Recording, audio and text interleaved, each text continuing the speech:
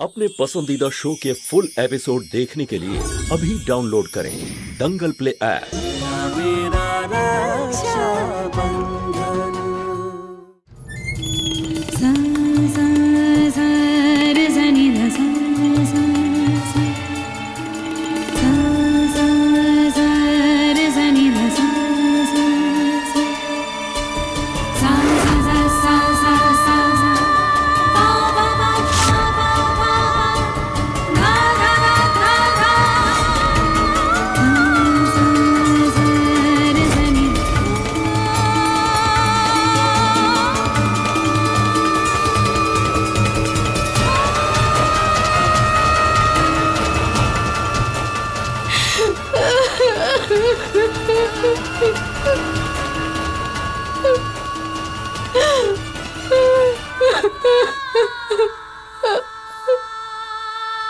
ক্ষমা করে দিস মা, তোকে আমি কিছুতেই রক্ষা করতে পারলাম না।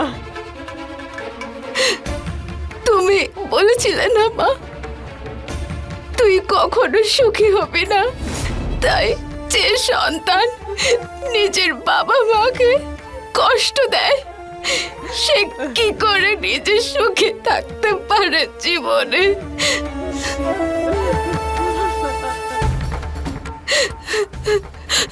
আমি সকালেও যে বাড়িতে রাজকুমারী ছিলাম, রাত হতে আমি সেই বাড়ির চাকরের বউ হয়ে গেলাম, তাই না? আমি শাস্তি পেয়ে গেছি মা, আর এখন এই শাস্তি আমাকে সারা জীবন বয়ে নিয়ে বেড়াতে হবে, তাই না? না রে মা, ওই সেবা তোর বাবার বিশ্বাস সময় মতো জিতে নিয়ে তোর বাবাকে ঠকিয়েছে আর তোকে ঠকিয়ে বিয়ে করে নিল।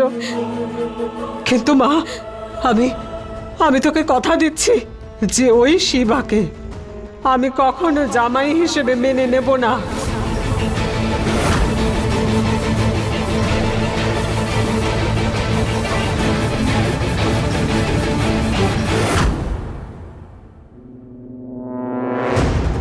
কার কথা শুনে করেছে সব? কার কথা শুনে?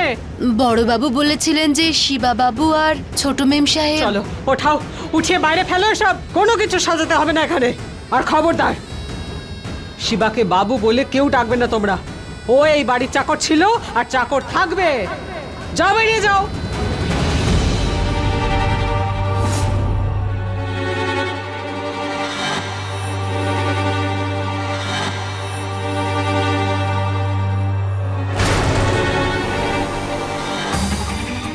মনে রাখবে, এই পরিবারের সঙ্গে তোর কোনো সম্পর্ক নেই।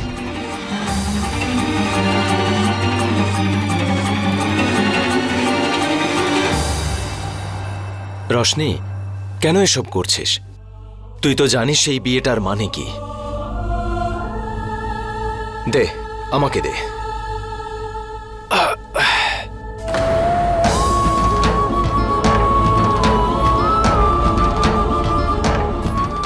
তুমিও তো জানতে, তাই না, এই বিয়েটা কাটার মতো ফুটবে?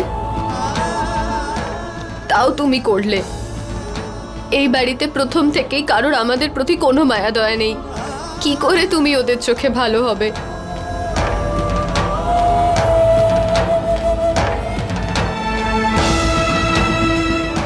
এই রতন সিং, আমি তোকে কথা দিচ্ছি, খুব তাড়াতাড়ি রশনির জন্য কোনো ভালো ছেলে খুঁজে ধুমধাম করে আমার দ্বিতীয় মেয়ের বিয়ে দেব আমি।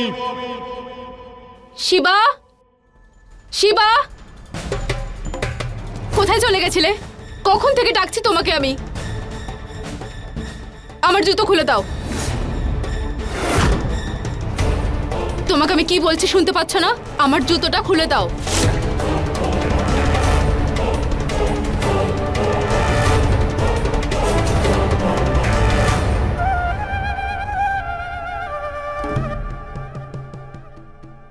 উনি আপনার স্বামী, কাজের লোক নন। লজ্জা পাওয়া উচিত আপনার। কৃতজ্ঞ হওয়ার বদলে অপমান করছেন। সত্যি তো এটাই, আপনি আমার দাদার যোগ্যই নন। রশনি, এই বিয়েটা আমার দাদার জন্য একটা শাস্তি। এমন শাস্তি যার দোষ আপনি করেছেন, কিন্তু শাস্তি আমার দাদাকে পেতে হচ্ছে। রোশনি চুপ কর। না দাদা, আজকে আমি বলবোই, আর ছোট মালকিনকে শুনতেই হবে। স্বামী হন উনি আপনার, আর আপনাকে তাকে সম্মান দেওয়াটা শিখতেই হবে।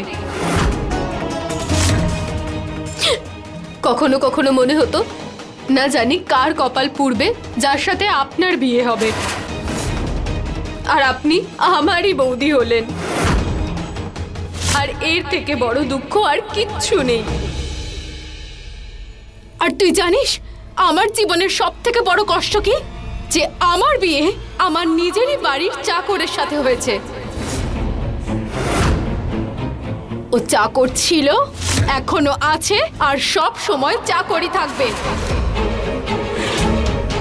ও না আমার স্বামী হওয়ার যোগ্য, আর না আমি ওকে কখনো স্বামী বলে মানব।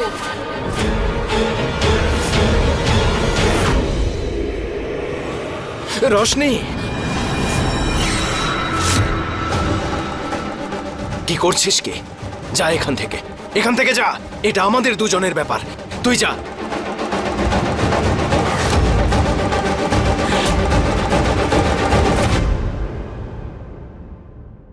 যেটুকু বলছি শুধু সেটুকুই করো, যেখানটায় বলেছি সেখানেই থাকো।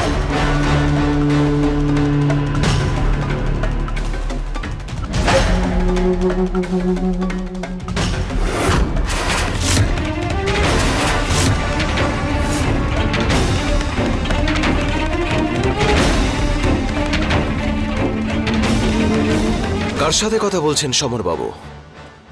তাতে তোমার কি? স্যান্ডি ছিল তো? কি উদ্দেশ্য ছিল আপনার সেদিন সেই রাতে? ওকে ছেড়ে দিয়েছিলেন কেন? দেখো, আমি প্রথমেই বলেছিলাম যে যা হয়েছে সেটা ভুল করে। মিথ্যে বলছেন আপনি, কারণ আমি আমার নিজের চোখে ওকে ছেড়ে দিতে দেখেছিলাম।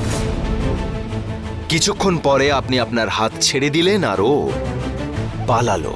আর এখন আপনি ওর লুকিয়ে থাকার বন্দোবস্ত করছেন, তাই না? মাথা খারাপ হয়ে গেছে তোমার? আরে ভাই, আমার এক বন্ধুর থাকার সমস্যা হচ্ছিল, তাই আমি ওর সঙ্গে কথা বলছিলাম। এটাই যদি কারণ হয় তাহলে আপনার ফোনটা দেখান।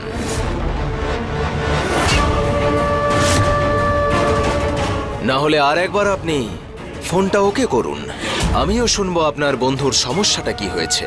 কোনো সাহায্য যদি আমিও করতে পারি। শিবা, নিজের অকাতে থাকো। আর তুমি কে হও, হ্যাঁ, যে আমার ফোন চেক করবে?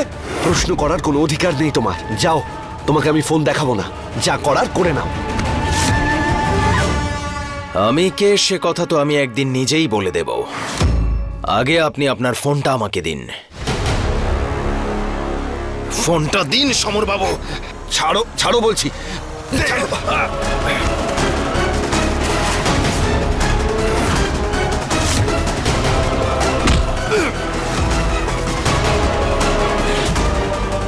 এত বড় সাহস! সমর বাবু,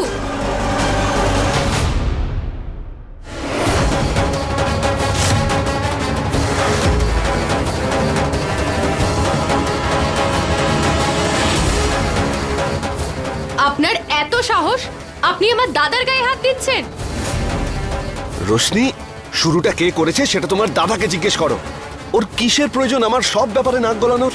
সমর বাবু, আমার দাদা যদি কোনো কিছু নিয়ে জোর করে থাকেন তার মানে নিশ্চয়ই কোনো কারণ আছে। এইটুকু বিশ্বাস আছে আমার দাদার ওপর। কিন্তু রোশনি, রোশনি, তোদের দুজনের হাব ভাব একদম পাল্টে গেছে দেখছি।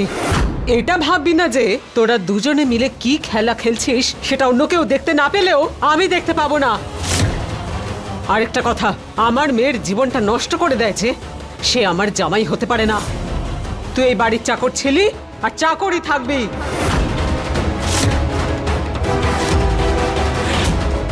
সমর এই বাড়ির অতিথি, আর ভবিষ্যতে অতিথির অসম্মান আমি কিছুতেই সহ্য করব না। মাথায় ঢুকেছে? যা এখান থেকে। চল রোশনি। আমি ক্ষমা চাইছি।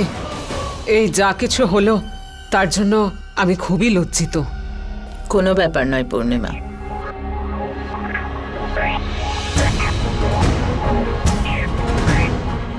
শোন, এখানে আর আমার ভালো লাগছে না, আর থাকতে ইচ্ছে করছে না। চল এবার নিজের বাড়ি যাই।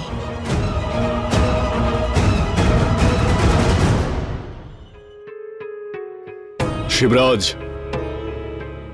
কোথায় যাচ্ছিস তুই? আজ থেকে তোর আর কনকের ঘর একই। বড় মালিক, আপনার কথায় তো আমি এই বিয়ে করেছি, কিন্তু বড় মালিক ছোট মেম সাহেব কখনোই সম্পর্ক মেনে নেবে না। আর আমার সম্পূর্ণ বিশ্বাস আছে একদিন না একদিন এই সম্পর্কের গুরুত্ব ঠিক বুঝতে পারবে, আর এই বিয়েও মন থেকেও মেনে নেবে। আস্তে আস্তে হলেও তোর সঙ্গেও থাকলেও অবশ্যই পরিবর্তন হবে। শিবরাজ, তোর আর কনকের বিয়ে আমার সিদ্ধান্ত ছিল, কিন্তু আমি দেখতে পাচ্ছি এই বাড়ির লোকেরা তোকে দোষী মনে করে খারাপ ব্যবহার করছে। সেই জন্যে আমি ওদের হয়ে ক্ষমা চাইছি যে। বড় মালিক, কি করছেন কি আপনি? না শিবা, কেউ মানুক বা না মানুক, কিন্তু শিবরাজ, আমি তোকে সসম্মানে জামাই বলে স্বীকার করছি।